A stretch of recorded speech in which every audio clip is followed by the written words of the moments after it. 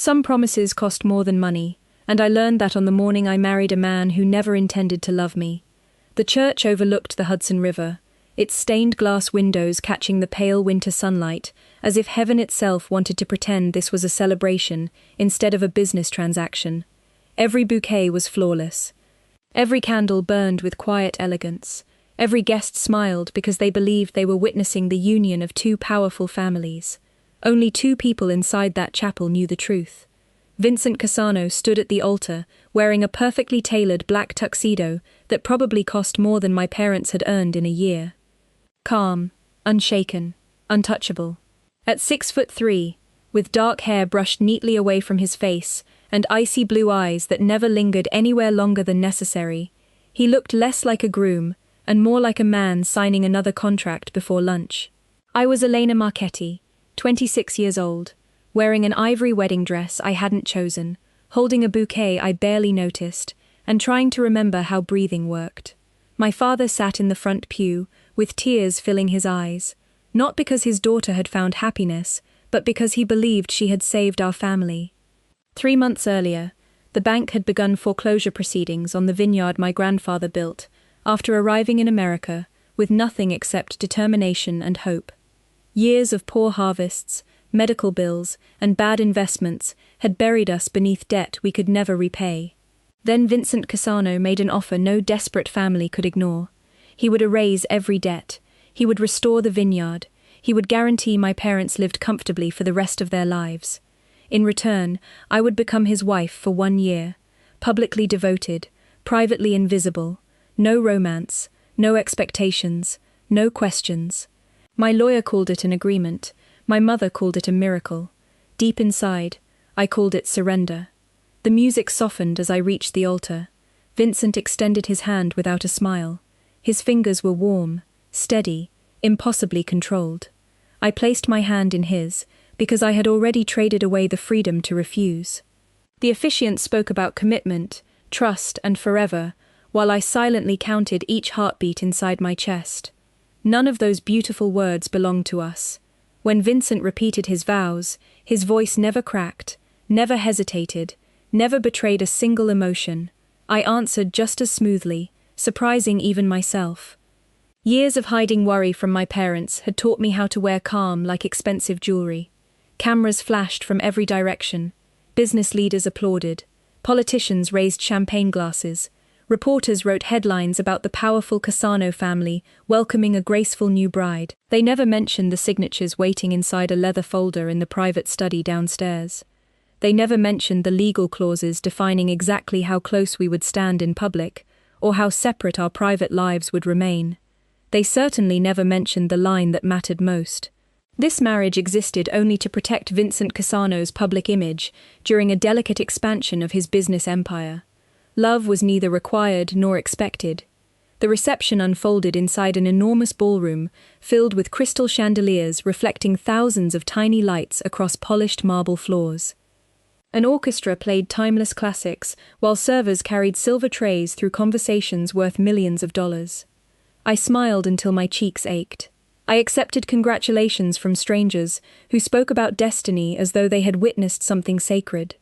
Vincent remained beside me whenever photographers appeared, resting one respectful hand against the small of my back, just long enough to create the perfect picture, before stepping away again.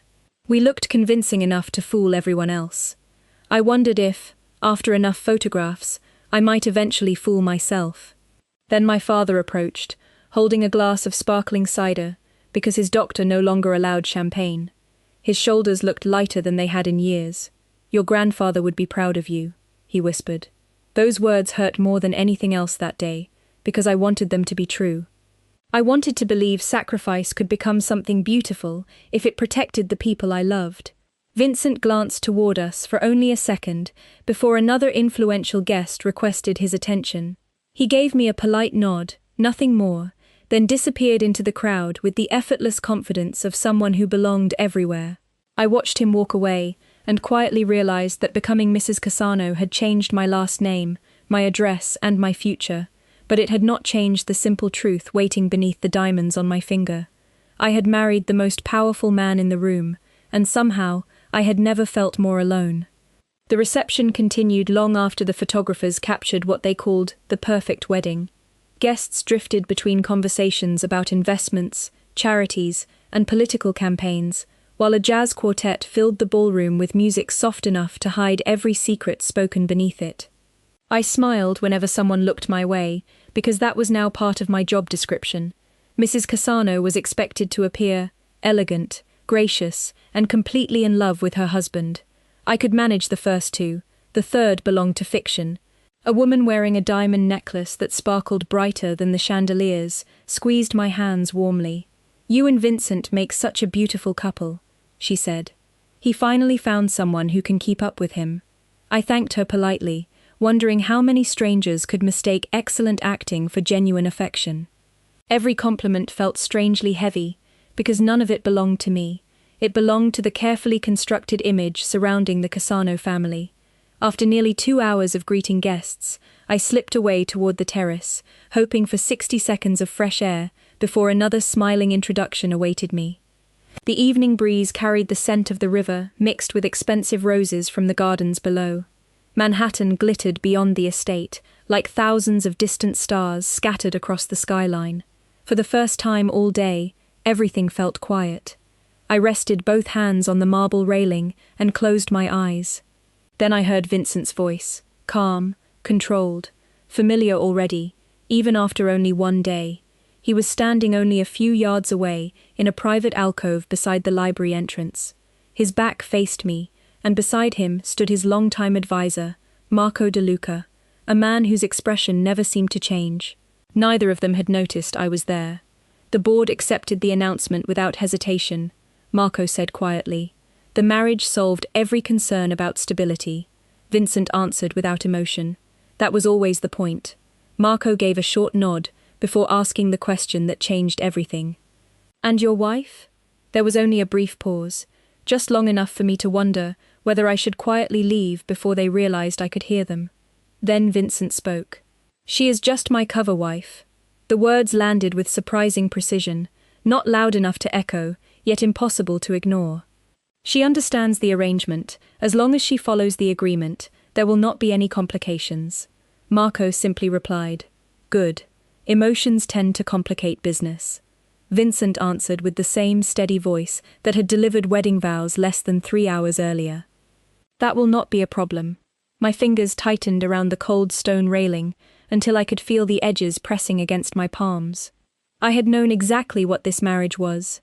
I had signed every page. I had repeated every condition to my attorney. Yet hearing the truth spoken so casually felt different from reading it in black ink. Somehow those 5 simple words erased every illusion I had unknowingly built throughout the day. I remained perfectly still. No tears came, no dramatic confrontation followed. There was nothing to gain from either. Instead, I inhaled slowly, lifted my chin, and stepped backward without making a sound. By the time I returned to the ballroom, my smile had returned as well. It looked exactly the same as before. Perhaps that was the most frightening part. A photographer immediately waved us together for another portrait. Vincent crossed the room and stood beside me, offering his arm with practiced elegance. I accepted it without hesitation. The flash illuminated our faces, while guests applauded once again. No one could have guessed that only moments earlier I had learned exactly where I belonged in his life. Not beside his heart, only beside his name. As the evening continued, I watched him differently. Every courteous gesture became part of a performance. Every polite smile became another line in a script we were both expected to memorize. Oddly enough, I did not resent him. Vincent had never promised me affection. He had only promised honesty inside a legal contract, and perhaps this was honesty in its purest form. The mistake had been mine. Somewhere between signing papers and exchanging rings, I had forgotten that appearances could become dangerously convincing. Later that night, when the final guests began leaving and the orchestra packed away their instruments, Vincent walked beside me toward the waiting limousine. He opened the door before I climbed inside, every bit the perfect gentleman in front of the remaining cameras. As the vehicle pulled away from the estate, silence settled between us. The diamonds on my wedding ring reflected the passing city lights like tiny fragments of frozen glass. I looked out the window instead of at the man sitting beside me, and made a quiet promise that no contract could ever erase. If I was destined to be nothing more than Vincent Cassano's cover wife, then I would become the most convincing cover wife the world had ever seen, and I would never again allow my heart to expect anything beyond the role I had agreed to play. The Cassano estate woke before sunrise. By 6 o'clock, every hallway was already alive with quiet footsteps, fresh flowers replacing yesterday's arrangements, and staff members moving with practiced precision that made the enormous mansion feel more like the headquarters of a global corporation than a family home. I quickly realized that everyone watched me, although most of them pretended they did not. They were measuring my posture, my confidence, my smile, searching for signs that the new Mrs. Cassano belonged inside these walls. I refused to give them a reason to doubt me. Every morning I shared breakfast with Vincent at exactly 7:30.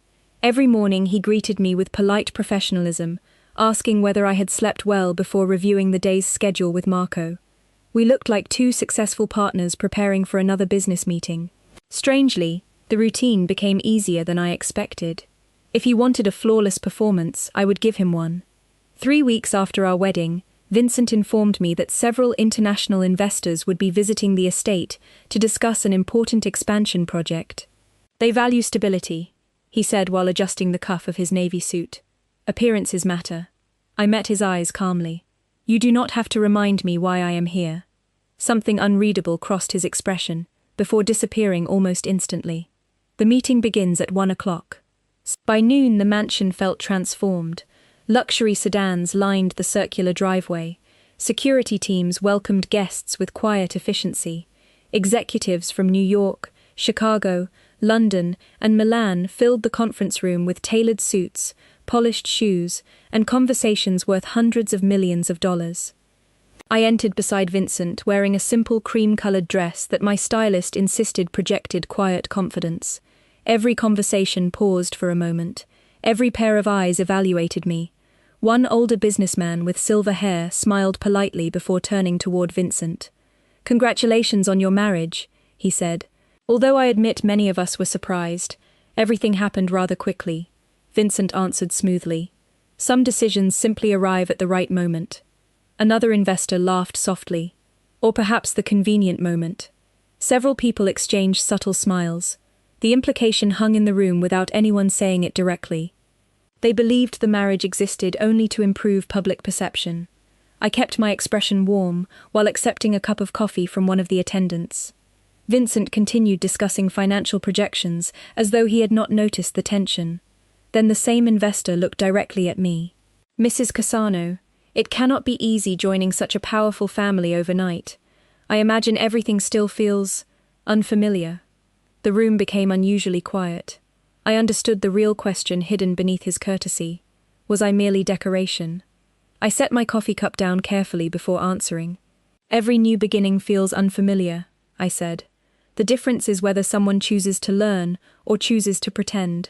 I have always preferred learning." A few guests nodded politely. The investor smiled again, although this time his curiosity remained. "And what have you learned so far?" I glanced briefly toward the windows overlooking the vineyards stretching across the hills, before meeting his eyes again.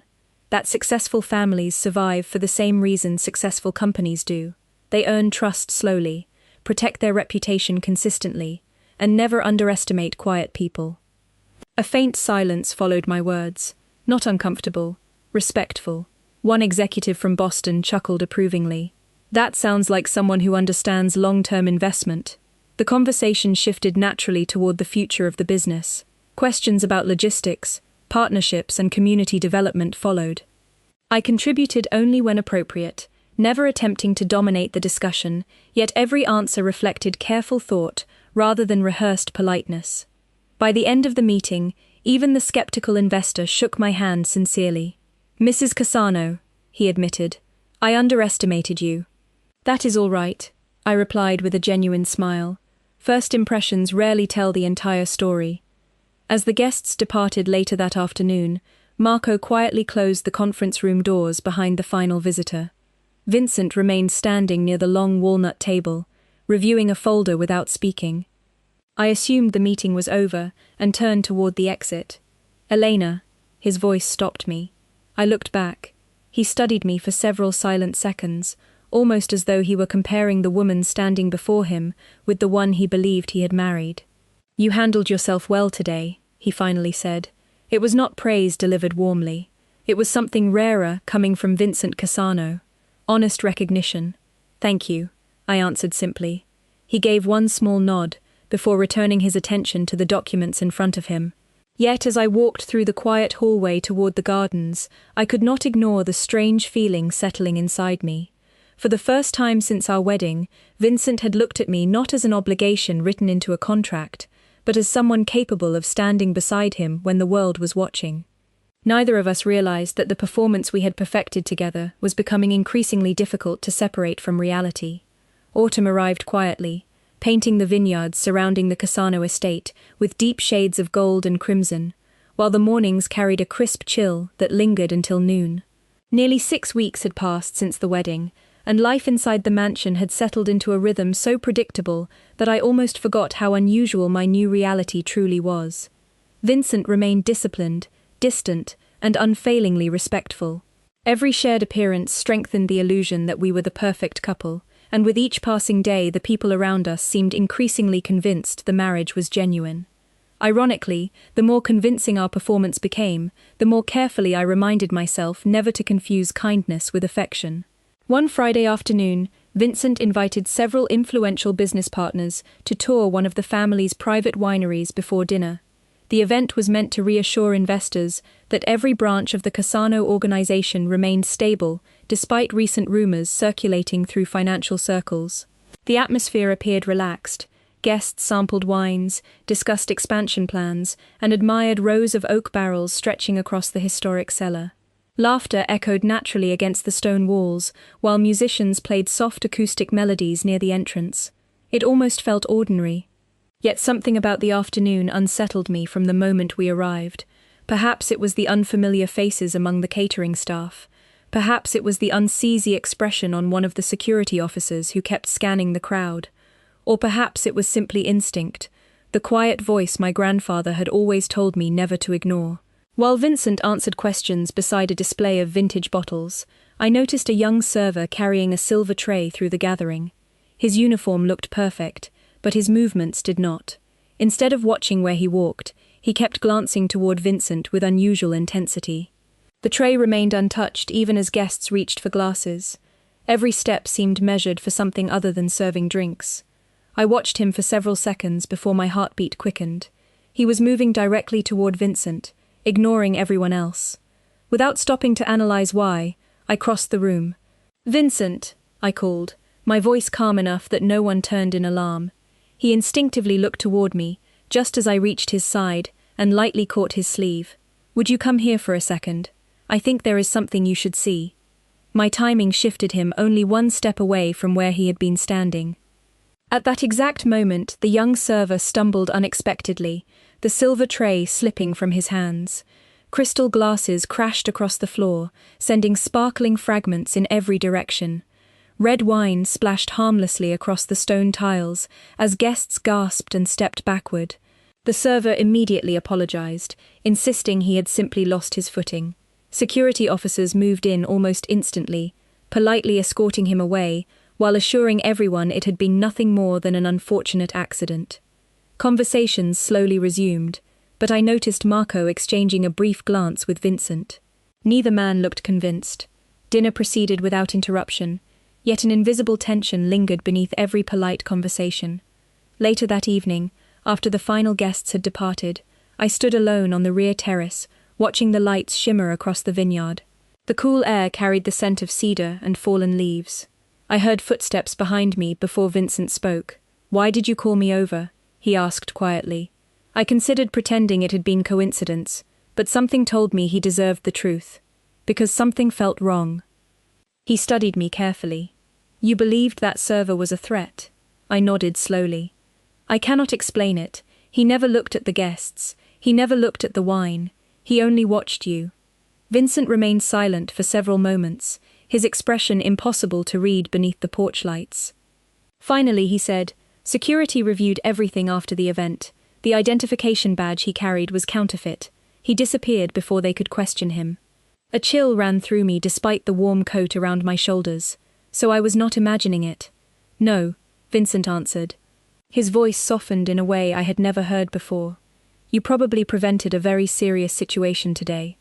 I looked down at my hands, suddenly realizing they were trembling slightly now, that everything was over. He noticed immediately. Without thinking, he removed his suit jacket and gently placed it across my shoulders. It was the first personal gesture he had ever offered that had nothing to do with appearances or cameras. You should go inside, he said. It is getting cold. As he turned to leave, I found myself watching him, instead of the dark vineyard beyond. Until that evening, I had believed I was simply fulfilling my role inside a carefully negotiated contract. But standing there beneath the quiet autumn sky, I realized something had changed. Vincent no longer looked at me as though I were merely fulfilling an obligation. For the first time since our wedding, there was unmistakable trust in his eyes, and somehow that frightened me far more than the danger either of us had narrowly avoided. The first frost arrived before Thanksgiving, covering the vineyards with a silver glow that disappeared as soon as the morning sun climbed above the hills. From the library windows, the endless rows of vines looked peaceful, almost untouched by the complicated world hidden behind the walls of the Cassano estate. I often found myself standing there with a cup of coffee before anyone else woke, wondering how two people could share the same roof, the same last name, and the same carefully constructed life, while remaining strangers in every way that truly mattered. Yet little by little, something invisible had begun to change. Vincent no longer left every breakfast the moment he finished his coffee. Sometimes he stayed for another 5 minutes, asking whether I preferred the city or the countryside, whether I missed my parents, or whether the estate felt less unfamiliar than it had on my first day. They were ordinary questions, but coming from him they carried unexpected weight. I answered honestly without reading too much into them. That seemed safer for both of us. A few days later, Marco informed us that we would attend a charity fundraiser in Manhattan, supporting agricultural education programs. The Cassano family had sponsored the event for years, and our appearance together had already attracted significant media attention. I spent the afternoon preparing with the stylists while Vincent remained in his office reviewing documents. When we finally met in the front hallway, he paused for a brief second before offering his arm. "You look elegant," he said simply. It was neither flirtation nor obligation. It sounded almost effortless. "Thank you," I replied. "You clean up fairly well yourself." A faint smile appeared at the corner of his mouth, before disappearing just as quickly. It was the closest thing to light-heartedness I had ever seen from him. The ballroom overlooking Central Park shimmered beneath crystal chandeliers, as donors, journalists, and civic leaders filled the room with polished conversations.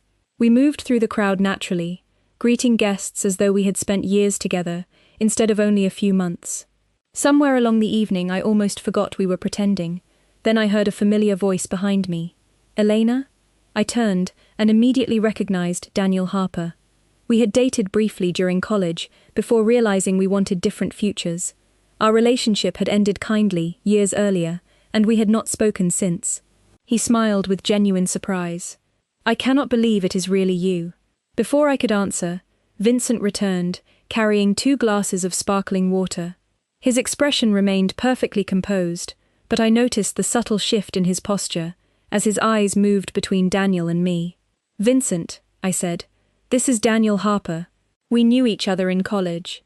Daniel extended his hand politely. "Congratulations on the wedding. Elena always deserved someone who could appreciate how remarkable she is." Vincent accepted the handshake without hesitation. "Thank you."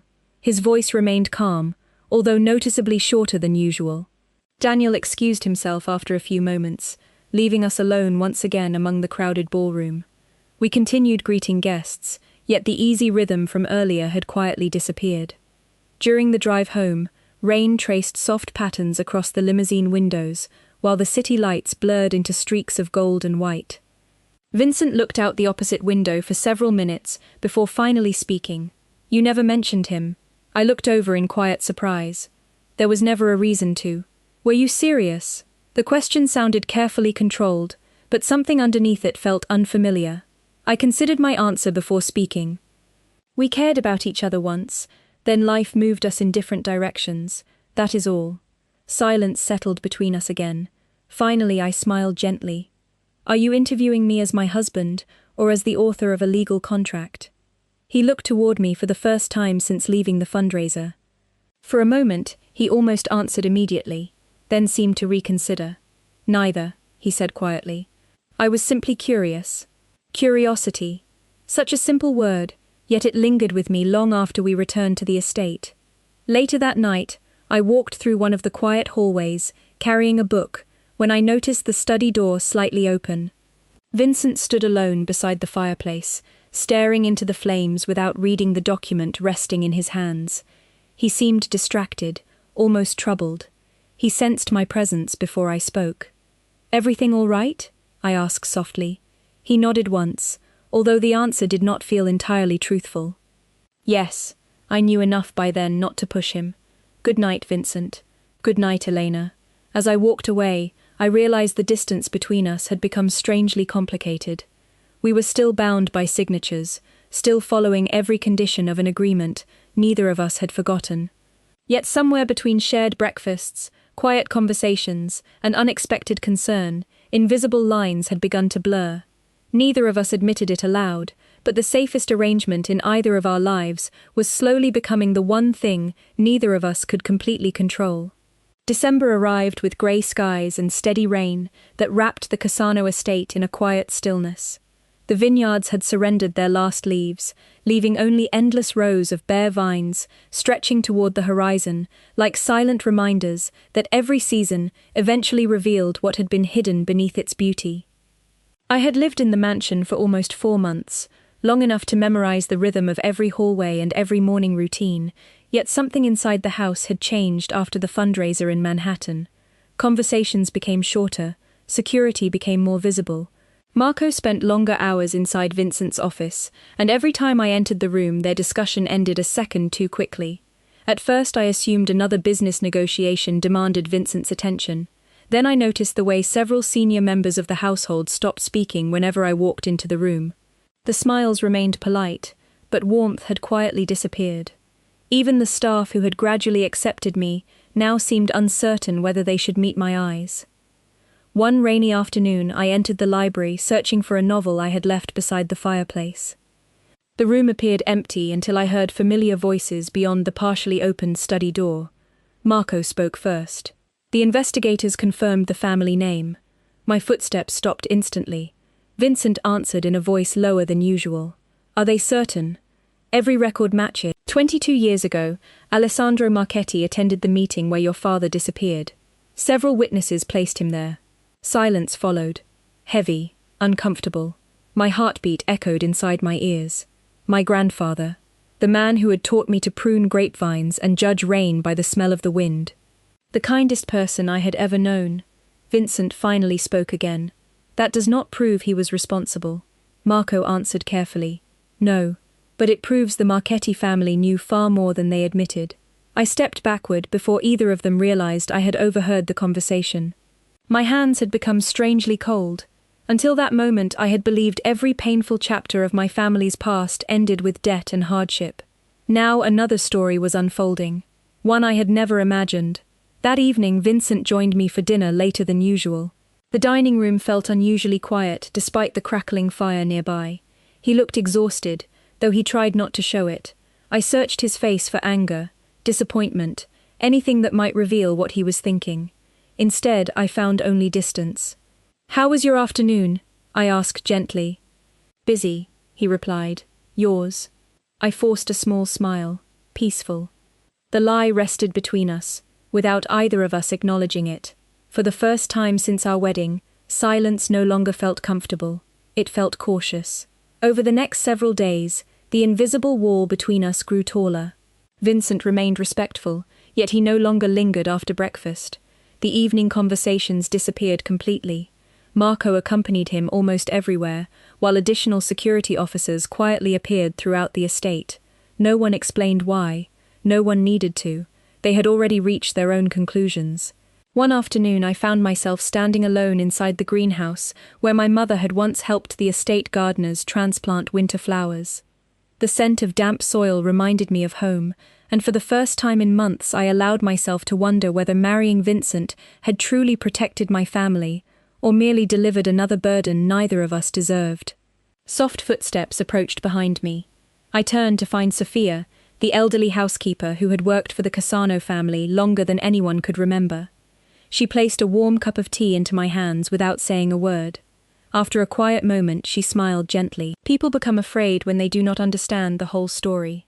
I looked down at the steam rising from the porcelain cup. What if the whole story changes everything? She considered the question before answering.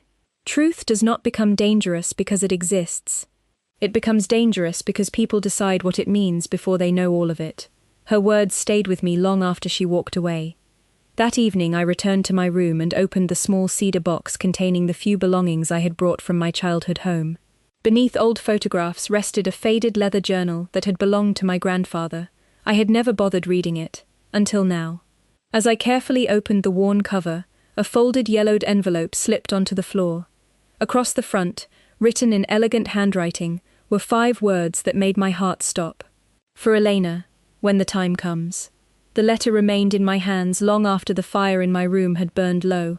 I read every line again, searching for something I might have missed, hoping one forgotten sentence could erase 22 years of suspicion. Instead, it gave me something far more valuable. It gave me the courage to stop running from the truth. Early the next morning I walked toward Vincent's office, with the envelope held carefully against my chest.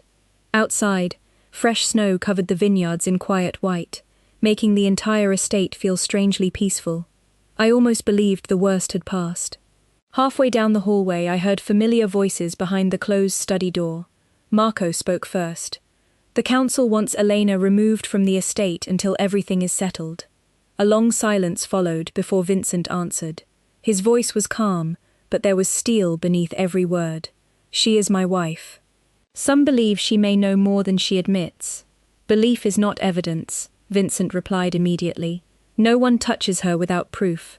My heartbeat slowed for the first time in days. I had expected doubt.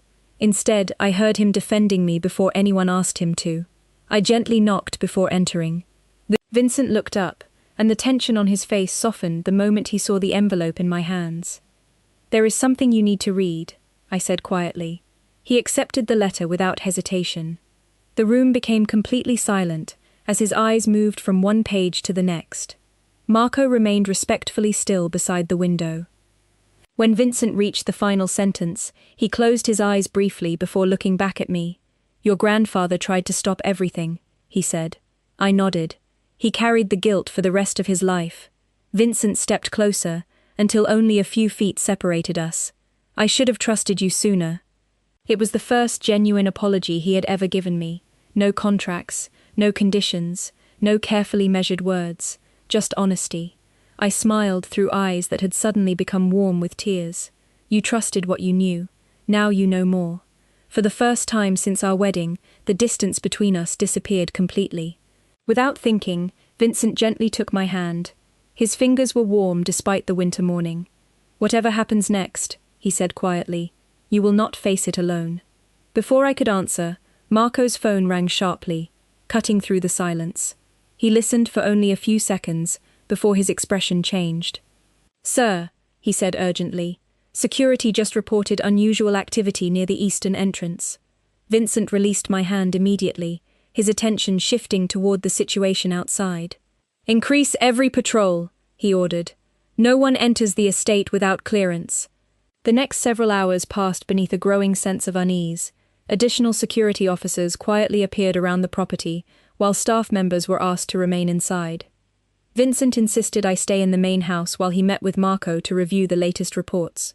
I will not be long, he promised before leaving. I watched him disappear down the hallway, never imagining those would be the last peaceful minutes of the day. Late that afternoon I stepped outside onto the rear terrace, hoping the cold air would settle my restless thoughts. Snow drifted gently across the empty vineyards, and the entire estate seemed wrapped in silence.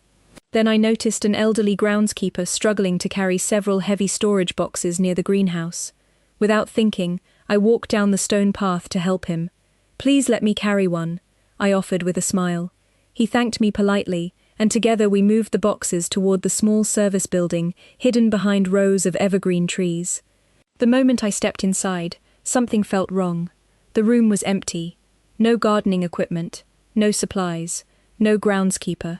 I turned instinctively, but the door quietly closed behind me. A calm voice echoed from the opposite side of the room. "Mrs. Cassano." A distinguished older man in a charcoal overcoat stepped from the shadows with several well-dressed associates standing behind him. There was no shouting, no panic, only quiet confidence. "My name is Don Rizzo," he said. "I have waited a very long time to meet the woman who changed Vincent Cassano." I kept my breathing steady, despite the fear tightening inside my chest. "If you wanted a conversation, you could have requested one." A faint smile crossed his face. "Conversations are easier when there are no interruptions." Before I could move toward the door, two of his associates, politely but firmly, blocked the exit. No one raised a hand, no threats were spoken, yet the message was unmistakable. Outside, a dark luxury sedan waited with its engine quietly running. At that exact moment, miles away inside the main house, Vincent returned to the library, expecting to find me reading beside the fireplace. Instead, he found only my grandfather's journal resting open on the table, and my wedding ring lying beside it, its diamond catching the fading winter sunlight. Every color drained from his face as he slowly picked it up, because for the first time since our marriage, he understood that losing me was no longer a risk to a contract. It was the greatest fear he had ever known. When Vincent closed his fingers around my wedding ring, the entire room fell into a silence so complete that even the crackling fire seemed to disappear. He stared at the diamond resting against his palm for only a moment before turning toward Marco. "Lock down every entrance to the estate," he said, his voice calm enough to make everyone in the room immediately understand the seriousness of the situation. "Review every security camera from the last hour. Find out exactly where Elena disappeared." No one questioned the order. Within minutes, the mansion transformed into a place of quiet urgency. Staff members were escorted indoors, while security teams carefully retraced every movement around the property. Vincent never raised his voice. He simply refused to waste a single second. Nearly 40 minutes later, Marco entered the library carrying a digital tablet. "We found her." The security footage showed Elena walking toward the greenhouse, beside an elderly groundskeeper. Moments later, the same groundskeeper removed a grey wig and heavy jacket before entering a waiting sedan parked beyond the eastern tree line. Marco enlarged the final frame. The license plate matched a company connected to Don Rizzo. Vincent watched the footage without blinking. "Where did the vehicle go?" "Our team tracked it to an abandoned vineyard approximately 25 miles north of the city. The building belongs to one of Rizzo's shell companies." Several members of the family council immediately insisted on sending a large security convoy, but Vincent slowly shook his head. If Don Rizzo wanted publicity, he would have contacted the press. He did not. He wants leverage, not chaos. One council member stood. "Then we negotiate." Vincent's answer came without hesitation. "No, we end this with the truth." He reached into his jacket and removed my grandfather's letter, placing it beside the newly recovered financial records. Everything Rizzo built depended on keeping two families divided. Tonight that ends. Less than an hour later, Vincent, Marco, and a small trusted team arrived at the snow-covered vineyard, identified by security. The property looked forgotten by time, its weathered barns surrounded by rows of dormant vines waiting for spring. No flashing lights, no dramatic confrontation. Only quiet winter air and the distant sound of wind moving through bare branches. Inside the main farmhouse, I sat beside an old wooden table, still wearing the same cream-colored sweater I had left the estate in earlier that afternoon. Don Rizzo had offered me tea, spoken politely, and never once raised his voice. That somehow made the conversation even more unsettling. He stood beside the window overlooking the vineyard. "Do you know why Vincent fears losing you?" he asked. I met his eyes steadily. "Because he finally learned to trust someone." Rizzo smiled faintly. "No, because trust makes powerful people predictable."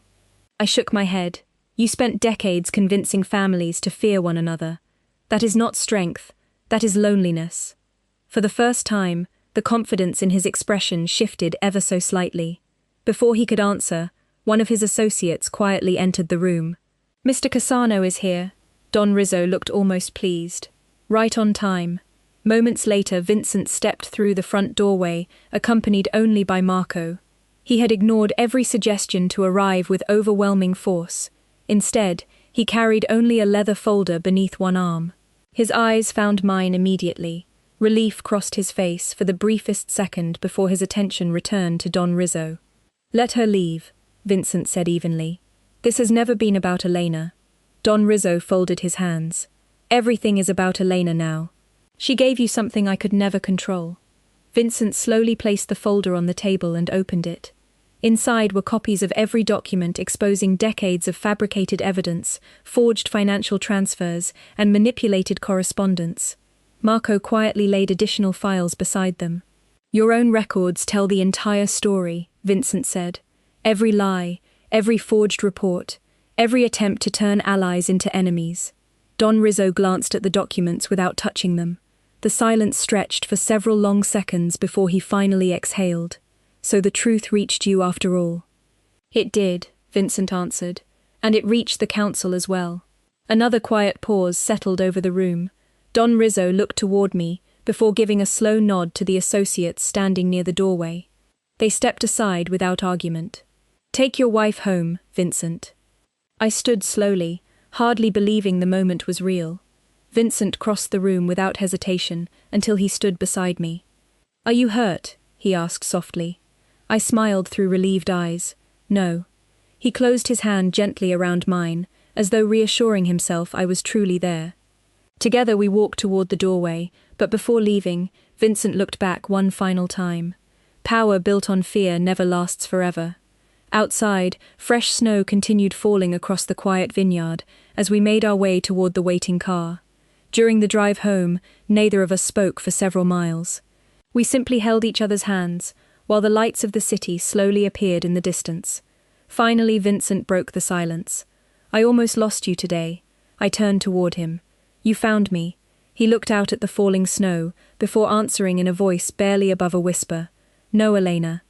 I finally found what matters most." The drive back to the Cassano estate unfolded beneath a sky filled with slow-falling snow, yet the silence inside the car no longer felt uncertain. Vincent never released my hand, as though letting go even for a moment might somehow allow the nightmare to begin again. When the estate gates finally opened, every light inside the mansion had been left on. Family members, staff, and security officers stood quietly in the entrance hall, not out of curiosity, but relief. Marco stepped forward first. "The council is waiting," he said softly. Vincent nodded once before looking at me. "Only if you are ready." I smiled gently. Running from the truth brought us here. I would rather face it. Together we entered the Grand Council chamber, where every senior member of the Cassano family had already gathered. The atmosphere felt entirely different from the meeting only a day earlier. Suspicion had been replaced by reflection. The recovered documents rested neatly across the walnut table, accompanied by the original letter written by my grandfather decades before. Marco presented the final report with quiet precision. Every financial transfer had been verified. Every forged document traced back to Don Rizzo's organization. Independent investigators had confirmed that the conflict between the Cassano and Marchetti families had been carefully manufactured over many years, allowing one man to profit, while two families carried unnecessary grief. When Marco finished speaking, no one interrupted. One by one, the council members reviewed the evidence for themselves. The oldest among them slowly stood and walked toward me. His expression carried none of the pride I had first encountered months earlier. Instead, it held genuine humility. "Mrs. Cassano," he said, "our family judged you before we knew the truth. We also judged your grandfather. For both mistakes, we owe you our deepest apology." I lowered my head respectfully before answering. My grandfather always believed the truth mattered more than pride. I think he would have accepted your apology. The older man nodded quietly before returning to his seat. A sense of peace settled across the room, unlike anything I had felt since the day I married Vincent. The burden that had haunted two families for more than 20 years had finally been lifted. Vincent remained silent until every conversation faded. Then he slowly rose from his chair. His calm voice carried naturally through the room. "When I announced my marriage, I believed it was nothing more than another strategic decision. I convinced myself that emotions could be separated from responsibility. I was wrong. He turned toward me, and for the first time since we met, there was nothing guarded in his expression. No carefully constructed distance, no emotional restraint, only honesty. He walked across the room until he stood directly before me. "Elena," he said quietly, "the day we married, I believed I was protecting my family's future." He smiled faintly before continuing. "Instead, you protected mine." My eyes filled with tears before I even realized it. He reached into his jacket and removed the original contract we had both signed on the day of our wedding. The pages were perfectly preserved, every signature still visible. Without looking away from me, he placed the contract on the table beside the fireplace. "This agreement gave us 1 year to pretend," he said. "I do not want to pretend anymore." He slowly tore the contract in half. The sound of paper separating echoed softly through the silent chamber. No one spoke. Every member of the council watched without interruption. Vincent then took both of my hands in his. "Months ago, I introduced Elena as a necessary part of a business arrangement. Today, I want every member of this family to hear the truth." He looked toward the council before speaking the words that forever changed the meaning of our marriage. "She is not my cover wife. She is my wife. Not because of a signature, not because of an agreement, because every decision I make from this day forward is one I want to make beside her." The room remained completely still before quiet applause slowly spread around the table. It was not celebration for power or victory. It was respect, earned through honesty. Later that evening, after the council had ended and the mansion had finally grown quiet, Vincent and I walked through the snow-covered vineyard where our story had unknowingly begun months earlier.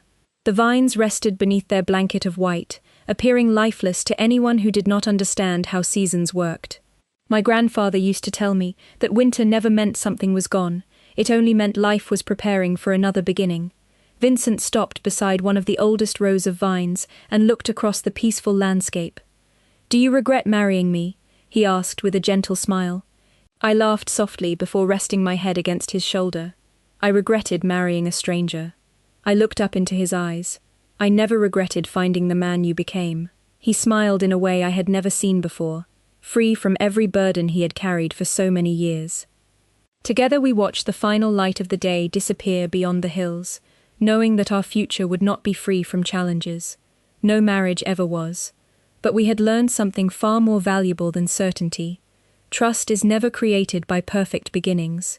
It is earned through difficult choices, quiet forgiveness, and the courage to believe someone, even after the world has given you every reason not to.